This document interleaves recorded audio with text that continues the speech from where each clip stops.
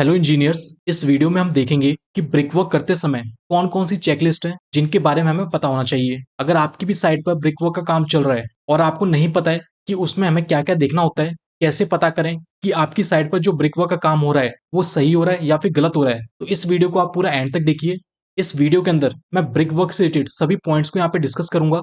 सबसे पहले पॉइंट की अगर हम बात करें तो आपको ये देखना है कि ब्रिक मैसनरी के लिए जो सीमेंट मोर्टार बन रहा है उसका रेशियो क्या लिया गया है। जनरली जो हम ब्रिक मैसनरी करते हैं वो 1:6 के लिए करते हैं, और आप रिच मोर्टार में अगर करना चाह रहे हैं तो उसके लिए जो हम ब्रिक मैसनरी करते हैं वो 1:4 के अंदर करते हैं, जिसमें 1 पार्ट यहाँ पर सीमेंट होता है और 4 पार्ट यहाँ पर सैंड होता है। तो इसको आप अपनी साइट पर चेक करें।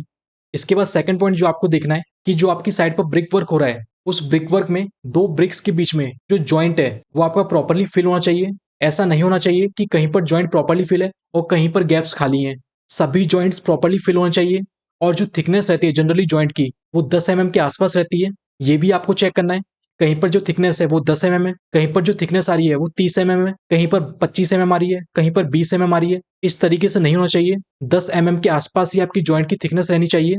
इसके बाद इसमें थर्ड पॉइंट आता है कि जो कॉलम्स हैं और जो ब्रिक वॉल है उन दोनों के बीच में जो जॉइंट होता है वो भी आपका प्रॉपरली फिल होना चाहिए। और उन दोनों के बीच का जो जॉइंट है वो काफी ज्यादा थिक नहीं होना चाहिए। वो भी आपका जनरली 10 mm या उससे कम ही होना चाहिए। तो आप इस चीज को एंश्योर करके चलें, क्योंकि जनरली साइट्स पर हम देखते हैं कि कॉलम और ब्रिक वॉल के बीच में जो जॉइंट होता है वो काफी बड़ा होता है, तो ये गलत है। आपको इसको सही कराना है। अगर आप जो जॉइंट है उसको बड़ा रखेंगे तो बाद में यहाँ पर क्रैक्स होने के चांसेस काफी बढ़ जाते हैं।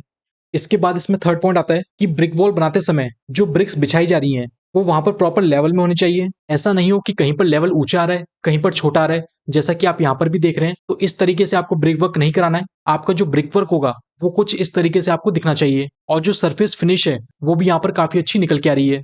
इसके बाद ब्रिक वर्क के अंदर नेक्स्ट पॉइंट यहाँ पर आता है कि ब्रिक वर्क का जो अलाइनमेंट है वो सीधा है या नहीं, उसको चेक करने के लिए आप हमेशा प्लम बॉब का यूज करें या फिर जो स्ट्रिंग लाइन होती है उसका यूज करें। वर्टिकल अलाइनमेंट चेक करने के लिए आपको हर 3 से 4 ब्रिक लेयर बाद आपको प्लम बॉब यूज करना है, तो वहां से आपको प्रॉपरली पता चल जाएगा कि आपकी दीवार सीधी है या फिर टेढ़ी है। और जो हॉरिजॉन्टल अलाइनमेंट है उसको चेक करने के लिए आप स्ट्रिंग लाइन का यूज करें। वहां से आपको आइडिया लग जाएगा कि दीवार सीधी चल रही है या फिर नहीं चल रही है। ब्रिक वर्क के अंदर नेक्स्ट पॉइंट यहाँ पर आता है, आपकी साइड पर जो ब्रिक वर्क किया जा रहा है तो यहाँ पर कोई भी ब्रिक वॉल एक दिन के अंदर 4 से 5 फीट से ज्यादा नहीं बननी चाहिए। मतलब कि एक बार में 4 से 5 फीट की हाइट तक ही आपको ब्रिक वर्क करना है। उसके बाद आपको उसको नेक्स्ट डे करना है, क्योंकि इससे ज्यादा अगर आप एक ही दिन में कर देंगे तो उससे क्या होगा, जो आपकी ब्रिक वॉल होगी वो वीक हो जाएगी और वो कोलैप्स भी हो सकती है। इसके अलावा उसमें क्रैक्स भी आ सकते हैं। तो इनको अवॉइड करने के लिए आपको एक दिन के अंदर आपको 1.2 मीटर से लेके 1.5 मीटर की हाइट तक ही आपको सिर्फ ब्रिक वर्क करना है, और बाकी का जो ब्रिक वर्क है वो आपको नेक्स्ट डे करना है। तो इस पॉइंट का भी आप ध्यान रखें। इसके अलावा ब्रिक वर्क के अंदर आपको प्रॉपर जो कंक्रीट बॉन्ड होता है जिसे हम सिल बॉन्ड भी कहते हैं वो आपको प्रोवाइड करना है। और यहाँ पर अगर हम देखें कि जो कंक्रीट बॉन्ड होता है इसको हम प्रोवाइड कहाँ पर करते हैं, तो देखिए आपको हर 1 मीटर बाद आपको कंक्रीट का बॉन्ड प्रोवाइड करना है। और इस कंक्रीट बॉन्ड की जो थिकनेस होती है वो 75 mm से 100 mm तक होती है। और इसकी जो विड्थ रहेगी वो आपकी वॉल की विड्थ के बराबर ही रहेगी। और काफी स्टूडेंट्स का डाउट आता है कि इसके अंदर क्या हम रीइंफोर्समेंट भी डालते हैं, तो हाँ, इसके अंदर आप रीइंफोर्समेंट भी डालते हो। यहाँ पर कंक्रीट बॉन्ड देने से क्या होता है कि आपके मान लीजिए ऊपर से क्रैक आ रहे हैं या फिर नीचे से क्रैक्स आ रहे हैं तो वो इस कंक्रीट बॉन्ड को पास नहीं कर पाते हैं, और ये स्ट्रक्चर की जो स्ट्रेंथ है उसको भी इंक्रीज करता है। तो ये कुछ पॉइंट्स थे जो आपको ध्यान रखने हैं जब आप ब्रिक वर्क का इंस्पेक्शन कर रहे हैं। तो इस वीडियो में सिर्फ इतना ही। Thank you.